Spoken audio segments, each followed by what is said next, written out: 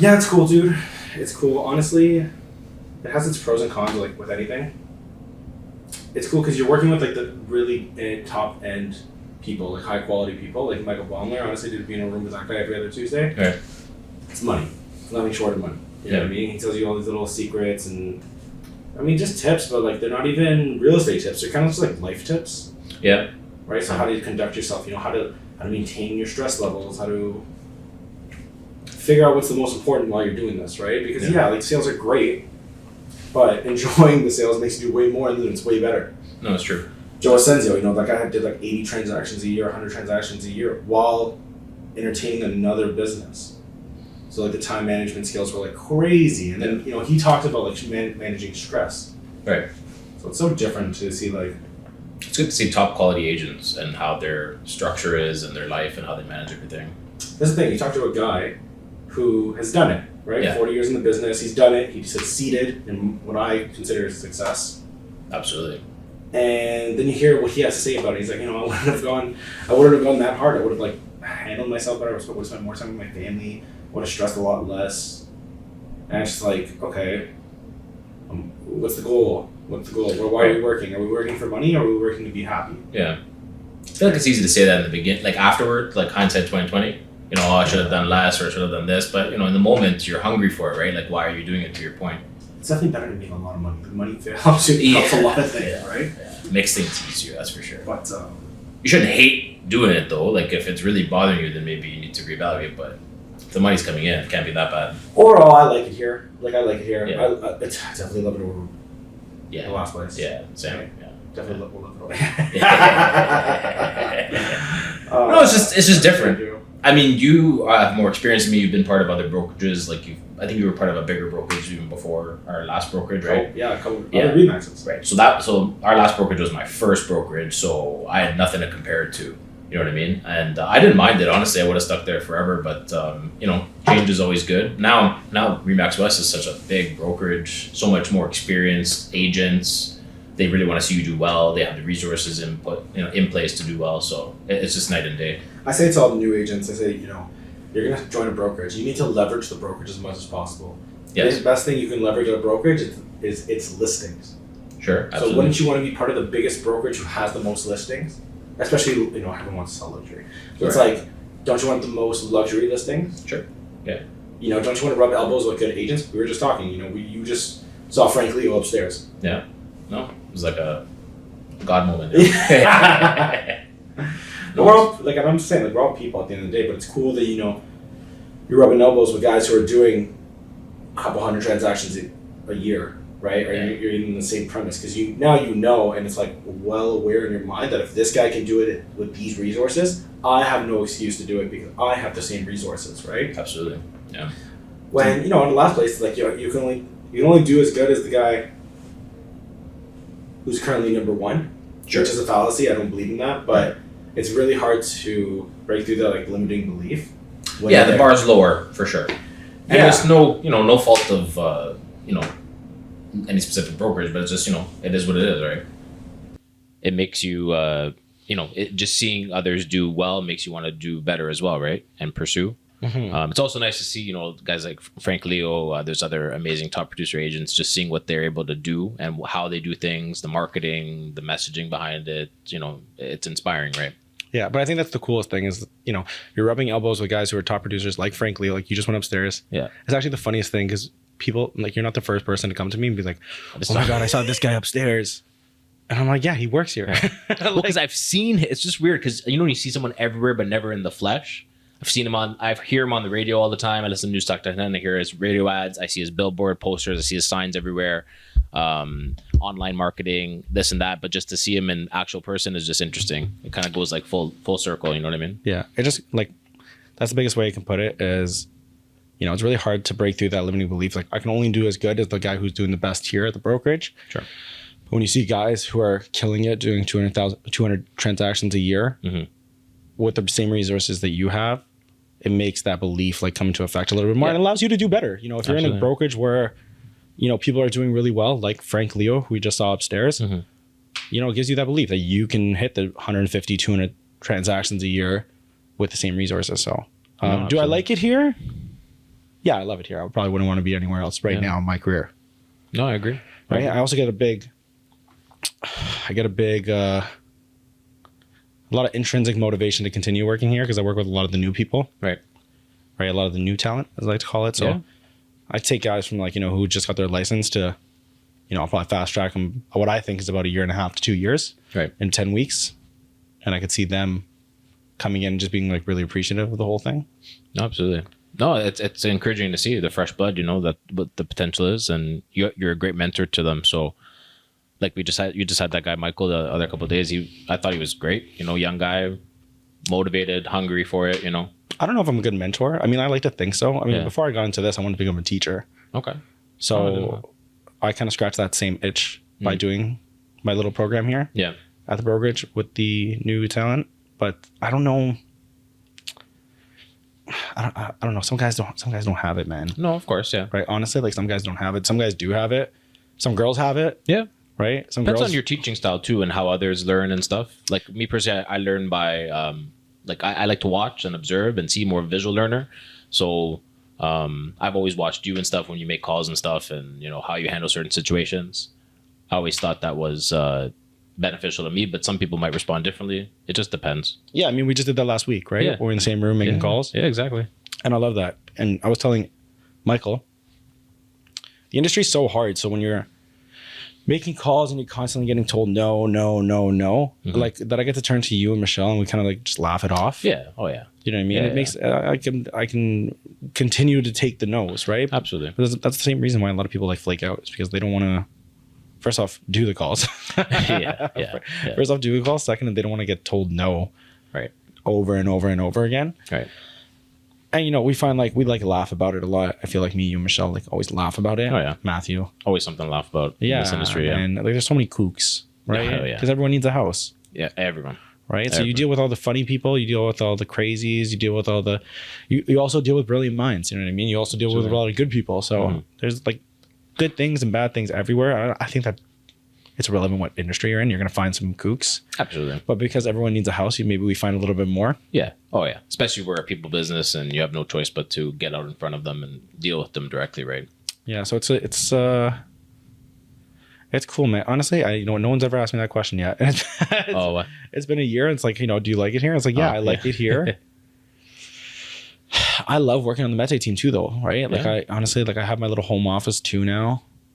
And I love working home. Yeah, like him. I changed my setup a lot a few months ago to make it more comfortable for myself. Okay. And now I really like it. But I'm usually an office guy. Like, that. Like, I love the office. I'm an office guy. Yeah. But ever since, like, in maybe the season, like today I woke up, hit the gym, whatever. But, like, looking out the window, and it's like that beautiful snow just freshly, that powder that just hit the ground. Yeah. And just like my setup, it's like magical. It's beautiful. Like I love that. Yeah. It's very peaceful. Yeah, I can imagine. And I have I'm fortunate enough to have like a really nice view of the lake. Oh, nice. Yeah. And the airport. Oh, beauty. Right, which is sweet. I know you would love that, right? I love it, yeah. Yeah. So like I'm watching all the planes come in.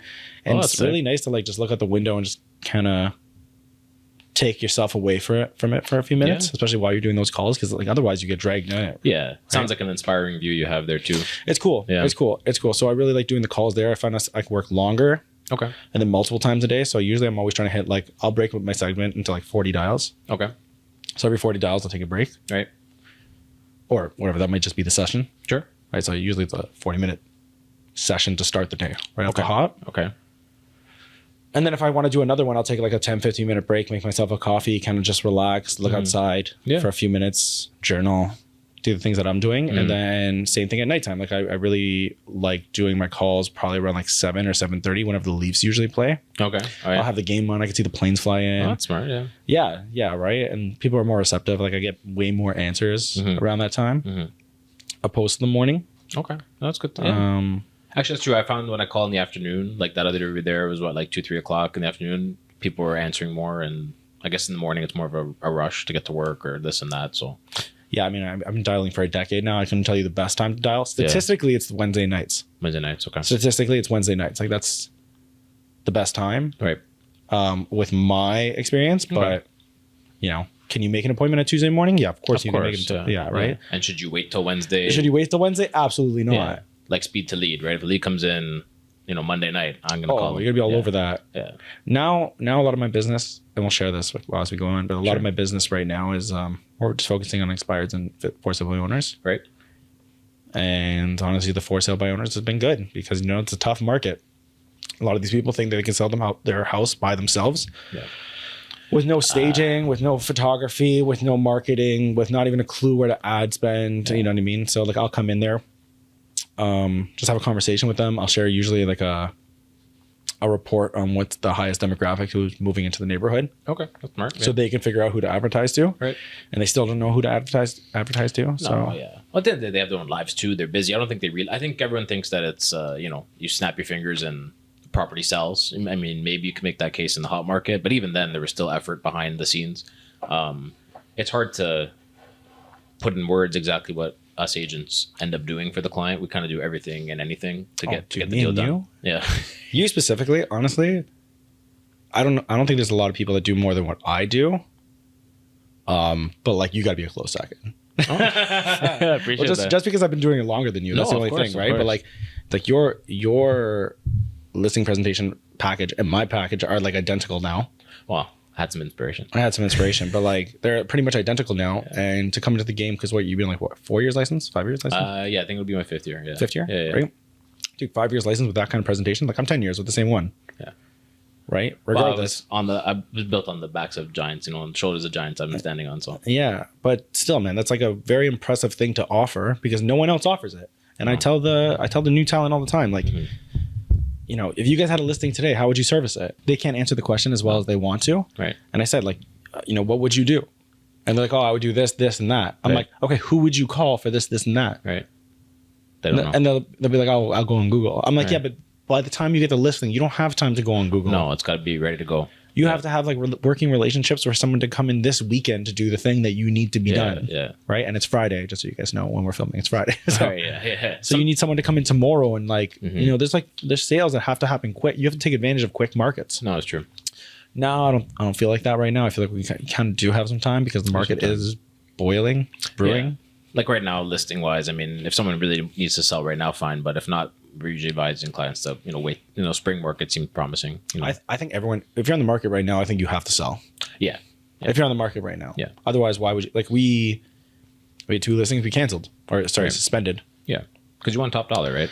Yeah, they're not going to come back on until probably February 1st or January 29th, one of the 2 dates. I think that's depending smart. on. Yeah. Because they'll probably do, I think we're going to do another interest rate announcement 29th. So I don't think they have any choice but to at least drop it again. Worst case, it'll stay the same, but it's getting pretty low. When they drop it, 3.25 right now. Yeah. Like bank rate. Yeah, bank rate, yeah. It is what it is. I mean, we'll see what happens, but if you're on the market right now, I think you need to sell. So if you're a buyer looking right now, like it's a great time. Yeah. Just how to buy, especially condo. If you need a condo right now, honestly, it's a great time to buy. If you need a condo, especially in Toronto, right now with the new mortgage reforms, there's so much inventory too. Oh my God, the advantage you're going to be taking of the system right now. Oh yeah, that you never had before is huge, and especially in that like 1 million or 1.1 million range. Oh yeah. Because you're putting as little as 10% down with the new rules. Yes. Right. You're amortizing over 30 years. You're getting a pretty good property at 1.1 because everything's kind of on discount, if you ask me. No, it's true. Yeah. And as a first-time homebuyer, I mean, like, what more can you ask for? Exactly. Right? Like, what more can you ask for as a first-time homebuyer? You're buying a condo, so usually, like, they're not really subject to inspections or have the same kind of issues that freehold homes have when it comes to the inspection. Yeah. I mean, you're going to get a pretty good property. Yeah, no, exactly. You're going to get a pretty good property. Have you looked into the reforms for the new rules? I looked into it. Our mortgage broker there, Joey, he was talking to us about it. I don't know the specifics, but it does look, it's because I think it's a staggered, right? Because up to $1 million is 5 or 10%, and then above from 1.1 to 1.5 is a further deposit, but it ends up being overall less. So you don't, I guess moral story is you don't need 20% down anymore, a 1.5 and below. Yeah, it's funny because Joey was just in here the other day.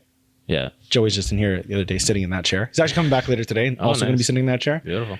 And yeah, so we were trying to explain this in the easiest way possible. So anything up to 500,000, you still need 5%. Right. Anything between 500,000 and $1 million, 10% Okay. plus the initial 5. Right. Anything between $1 million to 1.5 million, Yeah. also 10% now, which is the new rule because that bracket used to need 20% Yes. regardless. Yeah. Anything over $1 million, you need 20% down. Sure. If you didn't have 20% down, then you couldn't amortize, stretch your mortgage for a period of 30 years. Now you can. Now you can Right. without 20% down. So it's huge because you've never had to put this is the least amount you can put down. Mm-hmm. And this is also the smallest monthly payment you could also get with putting the least amount down. Sure. So it's a win-win. Yeah, no, It's a I win-win. I think they still gotta sit down with their mortgage broker and see if it's right for them. Because I mean, your payment stuff is still gonna be higher. But yeah, if you want to get in the market, if that's the main goal, then absolutely, you're right. It's a game changer. What would you do if you were buying a property? Like, are you What I looking right now or? Like if I was looking right now, what I would do? Yeah, like they always say, never catch a falling knife. That's the thing, right? Like it's hard to like. Some people like to time in the market. I'm sure you have clients like that. And I just went through this. Had a buyer who bought a condo in Toronto, South Etobicoke, and same thing. I mean, I saw that deal. Yeah, Congrats about that. Thanks. It depends on the seller motivation, right? Because at the end of the day, we did get it for under ask, but it was challenging because the seller bought it, a couple years ago, pretty much for the same price. So, when there's not a lot of wiggle room there, you know what I mean? It comes down to seller motivation as well. I love a good negotiation. You want to just walk me through that? Oh, sure. Yeah, absolutely. Just get my fix. It was good. It was good. There was a great listing agent behind it too. It's hard to find good industry professionals. I'm sure you've dealt with, your fair share of, so. I've had the goods. I've had the bads. Yeah, exactly. But no, it was good. It was good listing. It was it was serviced well. 2-bed, 2-bath, very nice condo. Boutique building, nice amenities. It was originally listed for $630, and originally there wasn't that much. $630. Okay. There wasn't that much wiggle room. I always say that, but we went in. We had conditions. Finance, and these particular buyers, they wanted inspection. It was a brand new condo, not much to do, but it was still, you never know, right? Especially as first time home buyer, everyone's a little bit squeamish. So, for the $400, really, for peace of mind, no big deal, right?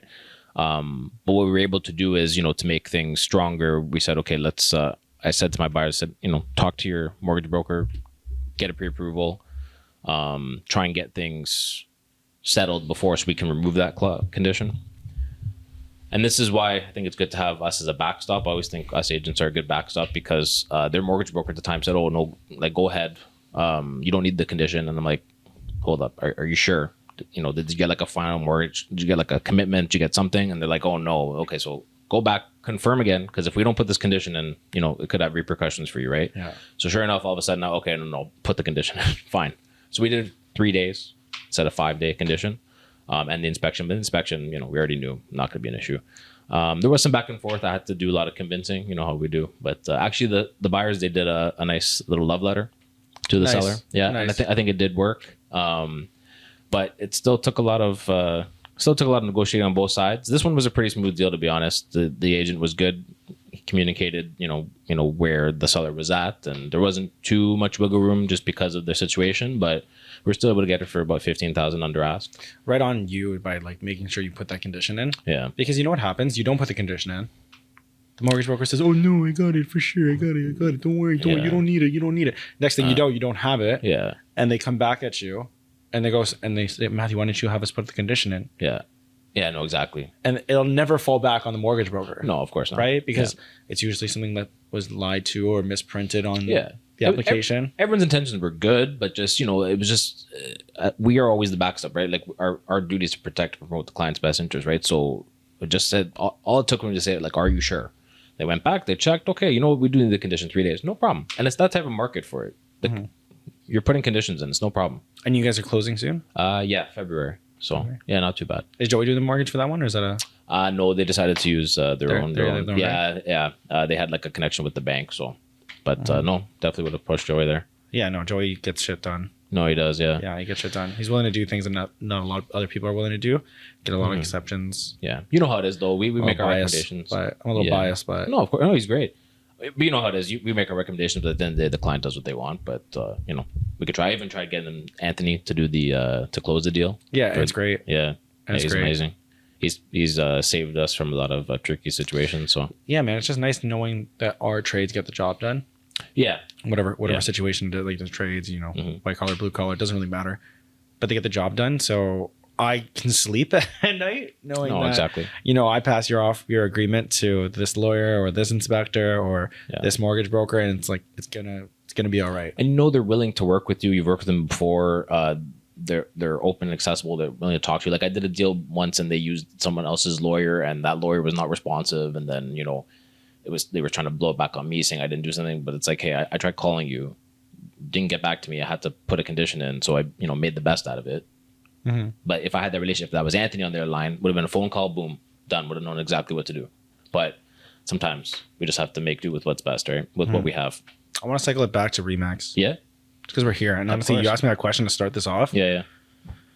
It's like, do you like being here? perking in. And yeah, man. And it's like, I've been here for a year and close to when my contract was coming up. Yeah. 13th of November, I was like, dude, I want to do this. Right. Right. Because it is a lot of work with the new guys, and, you have to be here for just things. Of just course, things, of course. like, Yeah. and when you're just a realtor or just a broker, you can just be the boss of your own business. You Of show course. up when you want to. Now you have your Right. book that you're responsible for. Yeah. And not, I love everyone I work with. Everyone's just fantastic to work with. So I don't Yeah. have any issues like that. It's just, do you want to be in charge of your own business, or are you wanting to collaborate? And, there's different doors that open up when you're doing this. Right. And there's definitely a learning curve when you're doing this. Sure.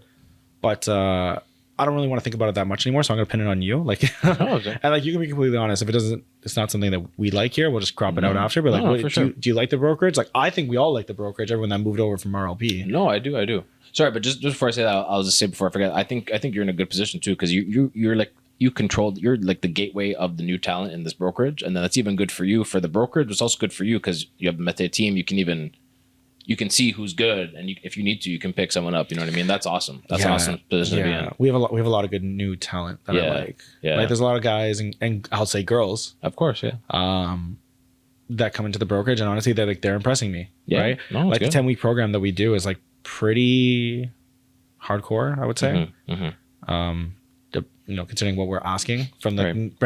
brand new agents, and some agents, just like rock stars, Yeah. and some aren't.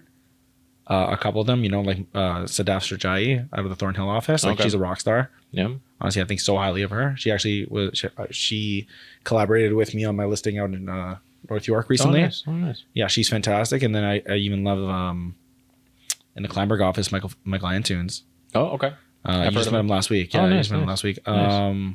He's a stud. So, and they're young. Yeah. Right? Like, everyone's young. And they're hungry, right? And they're hungry and they're cool and they want to learn, and like I can see the expression in their face. Sometimes I'll be talking to them for like an hour and they'll just Yeah. be Yeah. like, I'm like, you guys understand? Like, yeah, no, Yeah. we get it. And then it's not until like the following week when they put it into motion. Then I'm like, okay, yeah, they were listening. Some people don't listen. Some people don't show up. It Well, is what it is. You can't help that, man. Yeah, it is what it is, man. Right. So there's some people that, really appreciate what you say, and there's some people that couldn't Yeah. be bothered. No, of course. Right. And it's like, you get into that business to make the decisions yourself. Of course. Am I upset about it? No. I got way too much stuff going on with me I think to they think reflect on about them. that. Yeah. Well, I told Michael too when you were in that meeting with Evelyn and Michelle. I was talking to Michael privately, and I was saying to him, I said, "Listen, me personally, you're going to get great advice from everyone here. You still need to try things yourself, and also, because sometimes I was told things when I started in the industry. People would tell me things, and they were right, but sometimes you just need to try it out yourself. But I think the important thing is that you're actually doing stuff. If you're late and missing, and not going to meetings and stuff, and not taking advice at all, then that's a different story." But going back to what you're saying, like how I like the brokerage, honestly, it's great here. The support's good. I'm part of the Oak Ridge's office, which is a little bit smaller. It's a little bit quieter, but I think I like that because when I go to the office, I just like to kind of hunker down. But it's nice to come here, head office, talk to you, Michelle, all the agents here. What do you think the biggest difference is? Like, for me, it's the size. This size, I also think there's more of a structure here, more professional. And it's not trying to knock the old place. It's just, it was a smaller brokerage. Right? The old place was a family brokerage Exactly. owned by a family. Yes, which I did Right. like. Yeah. Until I didn't. But now it's it's more of a corporate brokerage this here, REMAX West, and Yeah. I mean that just the size. There's different offices, different managers, different resources, and talent pools to draw from. Different people you can pull for advice. Joe Senzo might be great for one thing. Michael Baumer might be great for another thing. Don might be great for another thing. Charles is now here. Charles is amazing. Park is awesome. Yeah. I think even had a hand in like the creation of Realm. So I had some questions with him. I had a debate with him over Realm. I wasn't too excited about it, but yeah, I mean, like, these are my colleagues, man. So that's what I mean. Like, we were on a Zoom call, and it's cool watching Charles just go in for like 30 minutes and just like, what are the new forms and why Trev decided to change whatever they did that week. Right. And everyone has their expertise, which is great. Yeah. So I'm literally still learning from what I think is the best in the industry. Oh yeah. So I love it here. Yeah. And yeah, it does have more of a corporate-ish feel. Yeah. But still homey. Yeah. Yeah, because I think that was a good plus about the last brokerage, RLP. Like, it was very, very homey, and you're on a first name basis with the broker of record, and it was cool. Yeah, it was cool. It was cool. That's cool. Yeah. But even here, I met Jason, broker of record. He's a busy guy, but he still, still seems invested in his agents. Well, it's family here too, right? Because Exactly, Jason and Frank are related. Faye's up in the right. office too. Like, they're all related, so it's like that family aspect as well. And Frank's a pioneer. Like, wasn't REMAX West the first REMAX in Canada? First in Eastern Canada. And weren't they like the last standing for a while and stuff like that? Like, there was like when REMAX was in trouble, like they're tried and true. Yeah, if there was a history book on real estate in Canada, like, Frank would be probably on the front cover. Yeah. Honestly. Yeah, I know it's true. Honestly, Frank would be on the front cover. He's pretty much responsible for having realtors become sole proprietors. Oh, wow. Okay. Back 20, whatever it was, years ago. Oh, wow. I wasn't even practicing at the time, So to be part of a brokerage where that person is at the helm of it, there's experience there. Yeah, man, he's cool. Yeah. Like, Frank is a cool dude. He is a straight shooter. He does not fluff up anything at all. Yeah. Sweetheart. Oh, yeah. Awesome guy. I mean, we had our Christmas party last week, and I was fortunate just to spend an hour and a half with him, 2 hours, and we had a glass of wine, which he doesn't drink very often, but when he does, it was nice to actually, right? Nice. We had a glass of wine, and we were kind of just talking about the industry and, what the goals are for the brokerage next year, and what we're currently both working on right now. And it's that generation, man. They don't make them like that anymore. They don't make them like that anymore. And it's crazy because I see him and how he differs from all the other managers, which is not by much, to be completely honest with you. They're all about like the same level-headedness, and when they come into they're all organized kind of the same way, and they're thinking the same way, but he's aggressive, man. And he's like an older gentleman, and he's aggressive in his approach, and I'm like, it makes sense why you have this castle now. Of course, that's because you've been going full tilt for so long. It's not by accident. And I've been coming to the office on Saturdays, the last 2 Saturdays. I'll tell you this. No one knows this. I came into the office the last 2 Saturdays, and he's been here both Saturdays. It's amazing. And no one knows that he comes in on Saturdays and works. Right. He's probably coming in on Sundays. I don't know. I don't work. I don't come to the office on Sundays. But he's coming in on Saturdays, and he's here, man. And what's his baby, man? And he's treating it like it's another work day. And I tell him, like, you're working hard over here. When are you gonna relax? Go up to he's a place out in Florida. Like, go out to your place in Florida, relax a little bit. Don't work too hard. Right? You gotta enjoy it too. And that's kind of just what the other managers are telling me, but he's more occupied of like not falling behind. Right. But that's good. Than anything else. So, because true, like when you're on top, there's always someone gunning for you. So you always have to try and diversify and try and, anticipate the future and try and improve now, or else you're going to get, it's going to be like a BlackBerry versus iPhone situation. You know what I mean? Yeah. And I guess I can't relate because he has his hands in so many different pockets. Sure. When it comes to businesses, like he has his mortgage company, other brokerages, other other ventures. He's smart with the way he maneuvers the industry. He's a cool guy, man. He's Italian, right? So you gotta love him. There you go. Love him, right? He's a paisano now, so it is what it is. All right. Actually, I wanted to ask you, are you good for time? Yeah, we got a couple more minutes. Cool. I wanted to ask you, when do you think, what do you personally think the condo market's going to start recovering? Because we already seen the indications of the freehold market, because I think the last 2 months market stats, they've trended upwards year over year, but condos are still in a slump. When do you personally think we're going to see a change?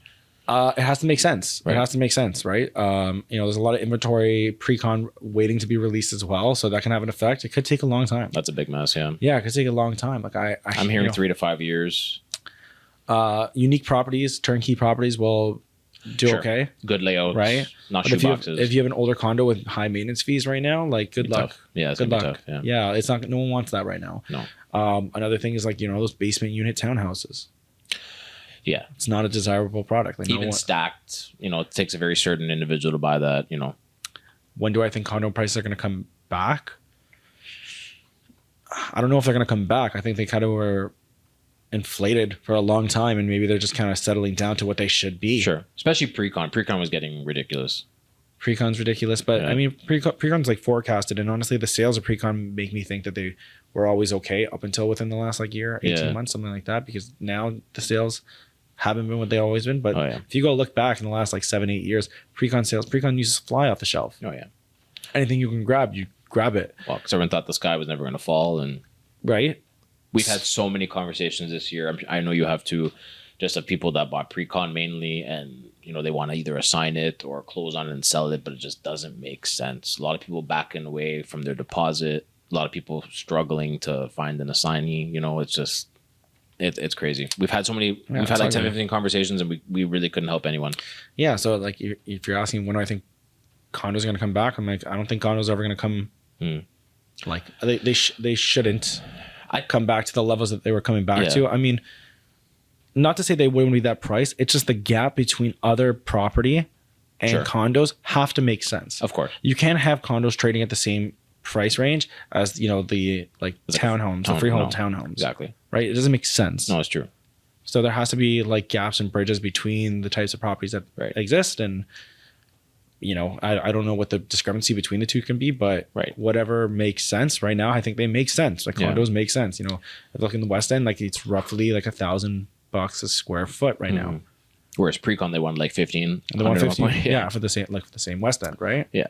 But then even the way the only thing that the older condos have advantage of the new ones, just the layouts are better, bigger. Like the way these new developers design condos, I don't know who would live there. Like I have clients, we walk in, we walk out, and they're like, okay, well, if I put my dining table here, where am I going to put the couch? And I look at them like, well, you have to pick which one do you want. Like there's no both. It's either or. And that's why I'm saying to you, like, how do you raise a family in that? Unique properties, turnkey properties, and unique properties, like those will sell first. For example, we have a listing on Liberty Village right now. Right. Really cool loft, beautiful unit, renovated loft, exposed brick, beautiful unit. Glass railing. Like it's sweet. It's a sweet place. Not huge, but it's a sweet place. No, I saw the photos. It's awesome. And like that's a desirable product because it's not readily available. They don't make hard lofts like that.